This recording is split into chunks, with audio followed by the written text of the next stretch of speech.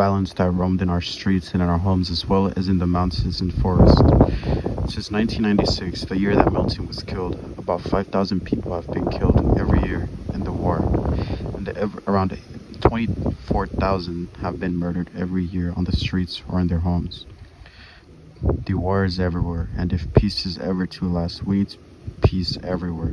It was Milton's death that finally inspired me to work for peace, but I never imagined that it would carry me so far.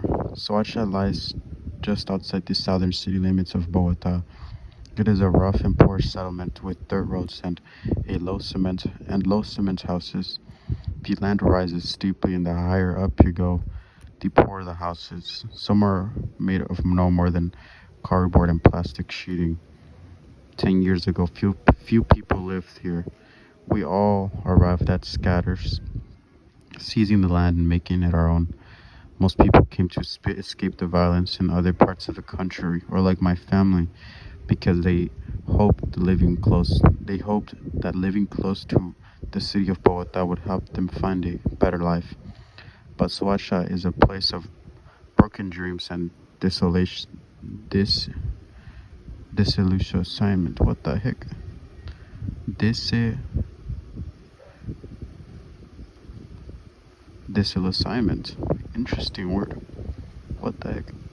Most of us have stayed poor, and the violence has not gone far away either. Most people who live in the north of Bogota are terrified of coming here. The north is where rich families live and apartments in apartment buildings with security guards and elevators. They drive expensive cars, work in modern offices, take vacations in Miami, and go shopping in expensive malls. Soacha is an hour's drive away down the Autopistas del Sur, but for the people in the north, it is like another country, an alien world. Until I was 7 years old, I lived on a beautiful small farm about 50 miles south of Bogota with my family, my, my mother's parents, and many aunts, uncles, and cousins. The farm was close to an inactive volcano, and the land was unstable. Landslides were common, and the ground was always cracking open. Finally, about 3 years ago, a huge sinkhole opened and the entire house was swallowed up. No one was hurt, but several cows were also eaten by the earth. People living around there said that supernatural forces were responsible, but I think it was the volcano. By the time I, my maternal grandmother's house was swallowed by the earth, we were already living in Soacha with my father's mother. She and my uncle had built the house themselves. In those days, it was made of wood, and one of the supports was a tree that was still alive and growing. My family rented 2 rooms for my grandmother, one of my parents and the other one for me and my sister. But it was hard for my father to find work, and for a long time we had no money for rent.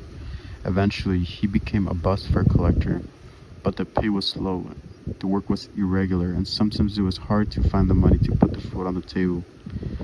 One evening, soon after our family moved to Soacha, Yeimi, and I were out in the street playing yermis with some other kids on the block. Yermis is like tag, except the chaser tries to hit the others with a ball. There was a small church near our house, and as we ran past, we noticed that the large metal door was open. My friend Monica looked inside and screamed because an enormous eye was projected on the back of the wall of the chapel. Right away, we forgot about our game and crowded the doorway to see what was going on. That was how we met Sister Martha and Pastor Javier. Martha invited us inside to watch the film. The enormous eye was part of the opening sequence. Afterwards, she asked if we would like to meet with her on Saturdays to play games and learn about God. There was nothing else for kids to do in Soacha, so we all said yes. Martha and Javier worked with World Vision, which is a Christian organization that helps poor families in many countries. They give training to adults to help them earn money and to become better parents. They also provide a safe and fun place for children to go after school and on weekends. For 3 years, we spent almost all of our free time with Martha at what became known as Damiteo Club. Our group of kids, which included Milton, Jamie, Monica, myself, and other friends like Juan Carlos, whom we knew as Chiqui, became child promoters. When Martha and Javier visited other communities to run workshops, we went with them to sing and to play with the children. Marta and Javier taught us that we could be leaders and help other kids who had problems like us. Another promoter named Harold, who came to Suacha in 1995, introduced us to the idea that children had rights, having a place to live, food to eat, getting an education and healthcare. These were rights that belonged to all children, not to just those who were rich. Harold also taught us that we had the right to express our opinion.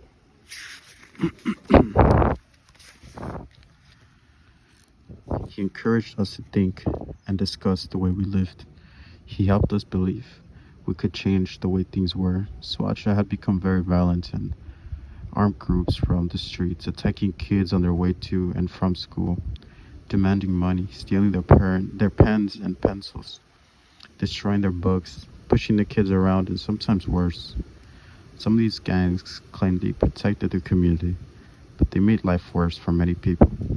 Some gangs came from the even poor commuters higher up the hillside. Some were just plain thieves.